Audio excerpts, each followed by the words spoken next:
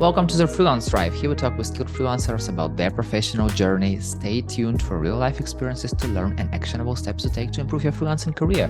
My name is Yuri. I'm a community builder at Code Control and 9am.works, and my guest is Adam Faulkner, a successful freelance video production business owner whose mission is helping the next wave of freelancers achieve freelance success. So, welcome, Adam. Hi, Yuri. How are you doing? Thank you so much for having me. It is great to be here. The moment you sent me a connection request on LinkedIn, I was like, I have to talk to Adam. I need to learn. I must learn from him. So here we are. And the first question, you started your business during COVID. And did you think about starting a business before? To be honest, I had the idea that I was going to work for myself a little bit before COVID. Basically, for about 2 years before COVID, I actually wasn't working. I was traveling around the world on a bicycle. So basically in that time, I developed this, well, I wasn't working. So I was very free, and I was also very free on this bike. So I was just going around, and it's a different conversation, this, but the reason I'm mentioning it is because I was so out of the world of work and just regular society that I was like, I'm really loving this freedom to do what I want to do. And I came back, and obviously I needed to work because I wasn't working on that trip. So I decided that I just couldn't go back to my old life. I was a TV producer, and I didn't hate that work. I just didn't really want to do it anymore. So I was like, I'm going to do this. I'm going to work for myself. I've got these skills. You know, I like making things, and I'm sure people will pay me to make things, you know, visual things, video things, audio things. So I was like really excited. And then COVID happened probably about a week after that, after that decision. So I was very, you know, it was a strange time for a lot of reasons. But do you know what? I didn't have anything to lose. So a lot of people were like, well, this was better before, or I've lost this. I didn't have any of that because I hadn't been working for 2 years, and I also had never run my own business or been a freelancer like that before. So I literally was starting from zero, and I had very little in terms of, I didn't have any clients, I didn't have a portfolio, and I didn't have very much money. But fortunately, I didn't need much money at that time because you couldn't go anywhere.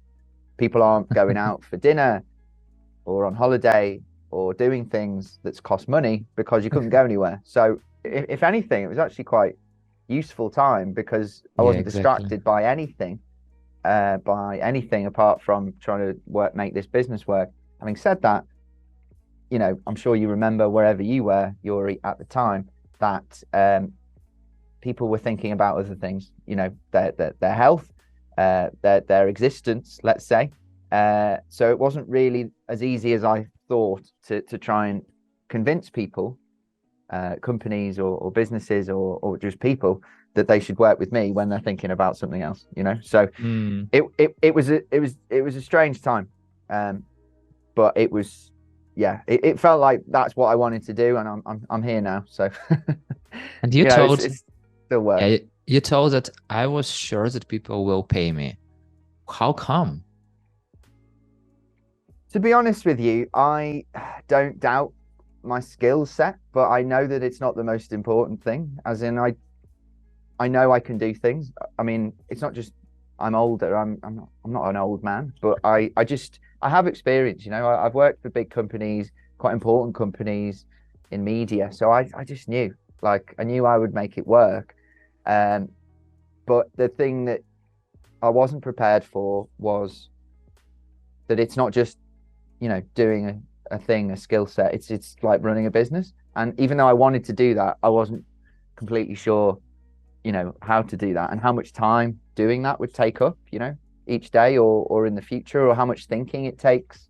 So, you know, I always say to people now, it's like, if anything, working on the business, not only do I spend more time doing that, but I actually think it's more important than working in the business, because the skill set doesn't, you might improve a bit, but I don't think it's improved that much. I think it was very strong from the beginning. So like, that's not the thing I needed to improve. It was the running a business and running a freelance business and seeing it like a business. But I did see it like that from the first day. I always did. I was always like, this is a business. In the UK, we have different ways of setting up a business, and mine is a limited company, which to me made it sound more serious. Obviously, it has different legal and financial obligations, but the point is, I was like, Creative AF, that's my business name, by the way. Limited sounded much better than just Adam Faulkner person, So I know it sounds a bit like, it's not just that, but to me it made it sound more serious. So I took it more seriously. And you treated freelancing as a business from day one. So where did you learn how to run a business? I just learned it by running, by doing it. And obviously I would talk to people. My parents actually were entrepreneurs, but and as in they had their own business for a long time, but they didn't. It's not like I sat down with them and they said, oh, this is how you do this, this is how you do that. I actually just did it myself. And I think there's a lot of information out there that's like, it feels like a sea of noise, that term. It's like you're just lost in this, like, but then sometimes trying to decipher that is difficult, and other times you feel like there's not enough information. So, but the thing is, because it's a very specific thing to you, you have to learn how to do it yourself, I think. I mean, I'm not saying you don't find support and help in other ways, and I think having other people out there who are in a similar boat is really helpful. But at first, you don't know where they are, as in you don't know where to find them, because it wasn't my housemate, and it wasn't my friends, because the only two people from what I call my old life, as in from birth upwards, who worked for themselves, are my mum and dad. All my other friends, all the people I went to school with, all my uni friends, all my friends I've met from work, they all work for someone else. So I couldn't ask them. So it's incredible building up your own network of people who, to be honest with you, Yuri, I've not met most of them, like in person. I've maybe spoke to them. And that's what's amazing about it. When you realize how many other people are, the internet is an amazing thing. The online world is an amazing thing. So, I think finding those peers and those other people who are they're doing what you're doing, but they're doing it themselves in their own way. They're in their lane, you're in your lane, and you support each other. So I think that was really helpful. But learning how to run a business, you make mistakes. I think you make mistakes. One big mistake is, I'll be completely honest, I didn't understand how much things cost. Like pricing yourself is genuinely like extremely difficult when you have no reference point to, you know what I mean, by what can be charged. And you ultimately you undervalue yourself, and not like you undervalue yourself in terms of money, not as in you undervalue yourself in terms of your personality, but it's crazy. I mean, but I have to just leave that thought alone, and I probably could have made more money in that first period of time, first year or two. But the point is, you're just gonna torture yourself forever going, oh, I could have charged more. But the point is, you didn't, and I didn't understand how much things cost, and I learned that the hard way, and I learned, just because you get paid a certain amount for a few days work or a project, you don't work every day. So that was a real, learning how to do that was quite hard, but I understand it a lot better now. You don't see it as a daily thing or a weekly thing or a monthly thing. I see it as just 1 year. What's the number? Okay. It's a lot easier to do it that way now. So that, I mean, there's more, but that was one thing that I probably wished someone could have sat down with me and gone, right, maybe you should think about this, but do you know what? I like going in at the deep end, because you learn a lot more that way, rather than having someone hold your hand or, so, but do you know what an exciting time it is, when you start out. It's, it's a real balance between excitement and fear, and I would argue they're very much, they kind of sit on the same line. It's just depending on how you feel about it on that day. But I know that the excitement outweighs the fear for me. So, and it always has.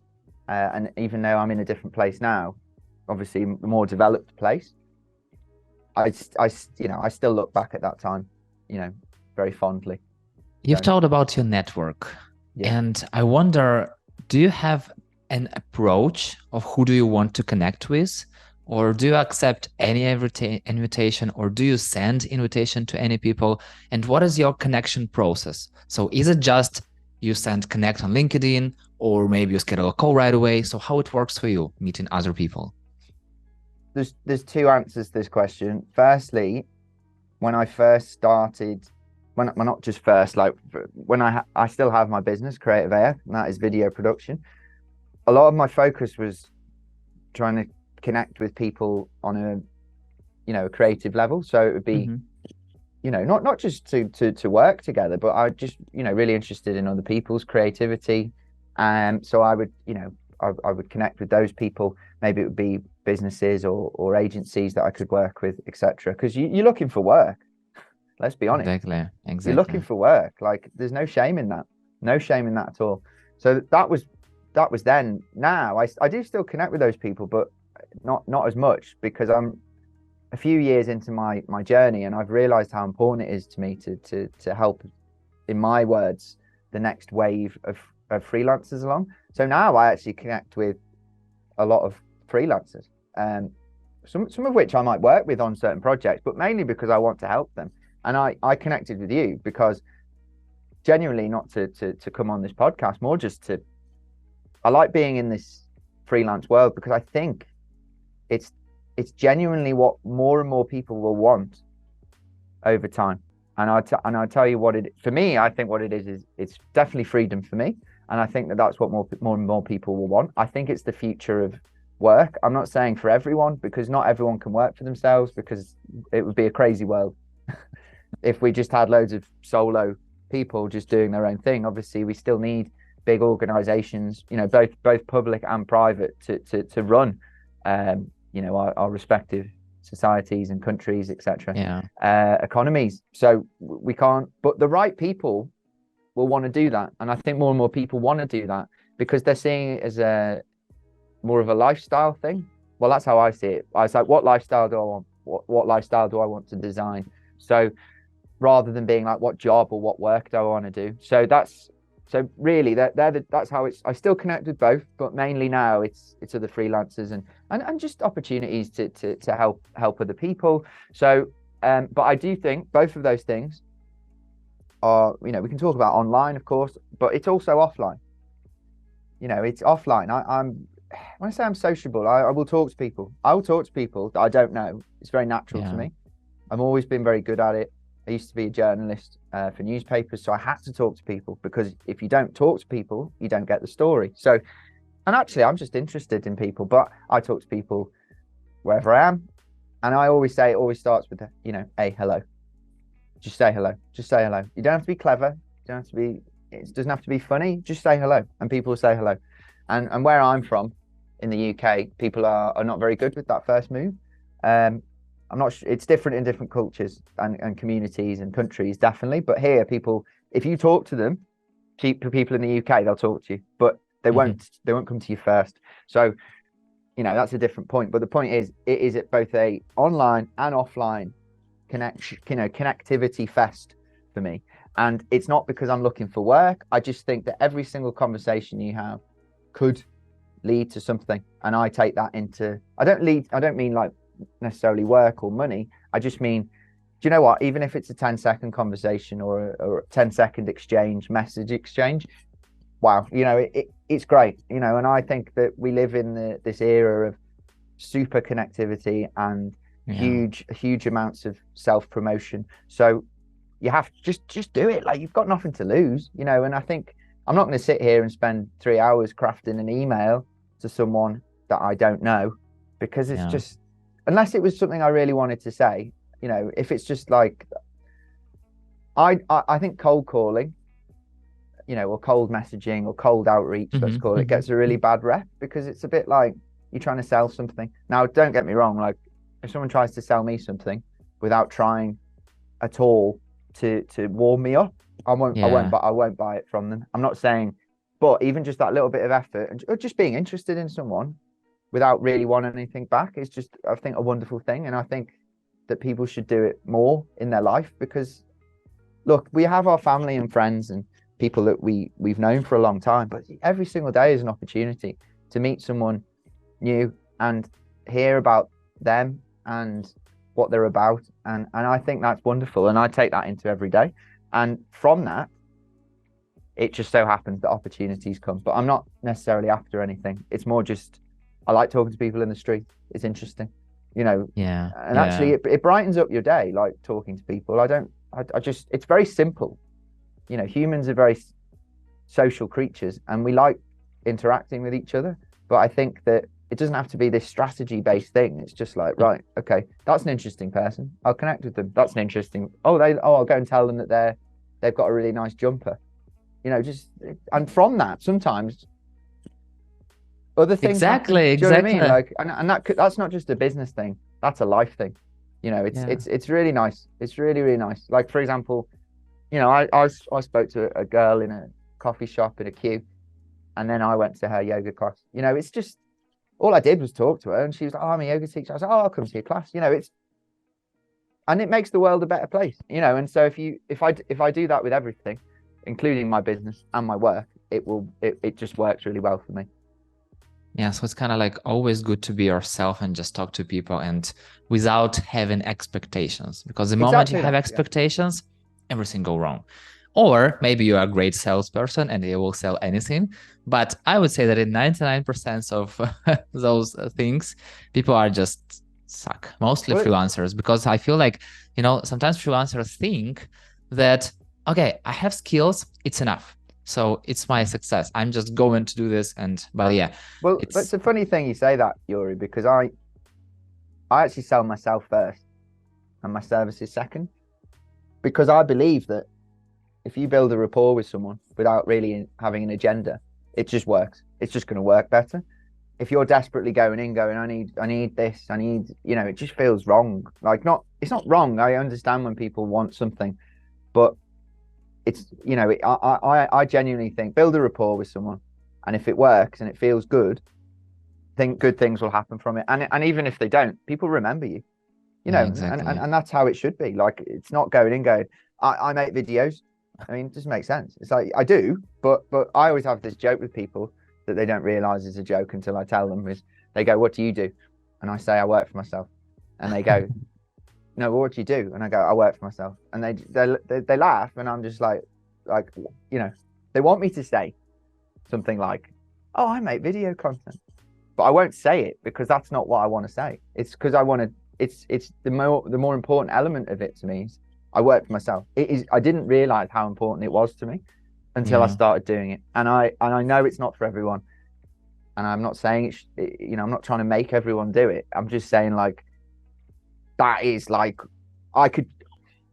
I'm not undermining or trying to like devalue the business I have, but I promise you, creative AF. I really enjoy it, but it's not. I don't always think of it as my best idea. I just think I like doing it, but I could do some. I would just do something else if I needed to, but I would still need to work for myself. That's why the skill set thing is it's not false. I think it's important to know what you're good at, but there's other things you can do. It's just it's more of a mindset and a lifestyle thing for me rather than a skill set.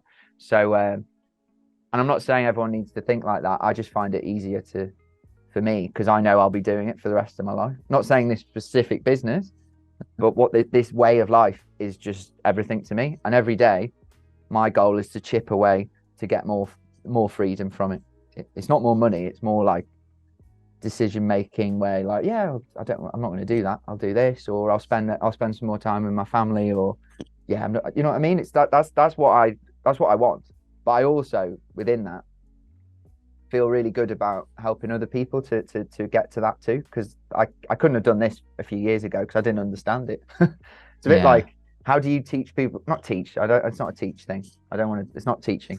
How do you help people to understand how to do something if you don't understand how to do it yourself? Whereas now I do understand it. I understand how I did it my way, and I just want people to be excited about their life. And I think that's why having an audience that that you're talking to is really important. If I was just talking to everyone, it doesn't work. Oh, I just want to help people. It just sounds a bit like, okay, like who doesn't? But when you're like, I say I want to specifically help, freelancers, both seasoned freelancers and new freelancers, or people who are just about to go freelance, especially young people, because I think they have a lot of really good skills, and but they don't have the confidence. I think that's hard for younger people. So that fills my cup up. So I'm going to keep doing that because I feel good about it. And the reason I know it fills my cup up is because I don't get, for some of it, like I do it for free, like I mentor young people. That's not paid work, but I still feel fantastic, during when I'm doing it and afterwards, because I know it's helping them. So I think that's how I know it works for me. Like, and I think that genuinely, I think everyone should help people along, like somewhere, when they feel comfortable enough to do it, because I don't think you can't just help people when you're not set in your head. It's really difficult because you're worried about something and you can't pass that on because the anxiety is not going to work. Whereas when you're a bit more comfortable, I don't just mean established, obviously it's easier when more people know who you are, but what I'm trying to say is I'm more comfortable in myself and my business now, so I can help other people. So that's my tribe or community. I can help them now, so I will. And I think that's what everyone should do. I'm the kind of person who, I like it when celebrities pick a cause, and they get behind it. And I think everyone who's got influence should do that.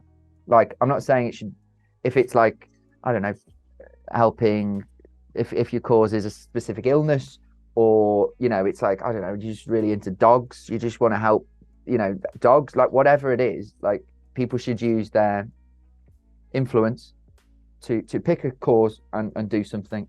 And I'm not saying I'm influential. I'm just saying if I help a few people, then that's worth it to me. So, Yeah, exactly. And I'm not talking about money. I'm talking about actually, making a difference, because money is, as we all see, is a bit of a bottomless pit, because, from one day to the next at the moment, wherever you live in the world, money just it seems to become less valuable. It's the same amount, but it's less valuable because of inflation. So really, you're like, okay, that can't be my goal, just making more money, because but it's easier for me to say that because I'm a bit more comfortable now. Genuinely, when I first started out, I didn't have very much money, and all I could think about was, I need to get clients, I need to get work, I need to actually have some money so I can actually pay for things. But yeah, it's incredible journey. Yeah, Adam, I really have so many questions and I wish to have the sky is the limit, but time is the limit. So the final question, what is your favorite food? Wow. Okay. The crazy thing about this, and I'll keep this short. I love all food. And I know it sounds a bit like, what do you mean? What do you mean? You can't just love all food. But I'm a very unfussy eater. The issue I have is choice, because there's too much of it. I'd rather people just bring me stuff and I eat it, because I love traveling, and I learned from that, where you just get what you have, you get what you're given. But if I had to pick, I would say Italian food, but it has to be made in Italy by Italian people, and then because we just can't, like any cuisine, you just can't get it. Like, it's whether it's the ingredients or the people making it, or it's just never the same as when you eat it in that place. Also, the ambience. So, but I would say Italian. I think it's simplicity and deliciousness done at its finest. The perfect combination. Got it. Thank you so much. Thank you so much, Adam, for sharing your experience. And yeah, it's such a pleasure to hear and learn from you. No problem. Thanks so much for having me, Yuri. I've really enjoyed it. And thank you so much for listening. If you like the show, hit the like button on 5 stars and share it with your friends. That's it. We're done. See you in the next episode.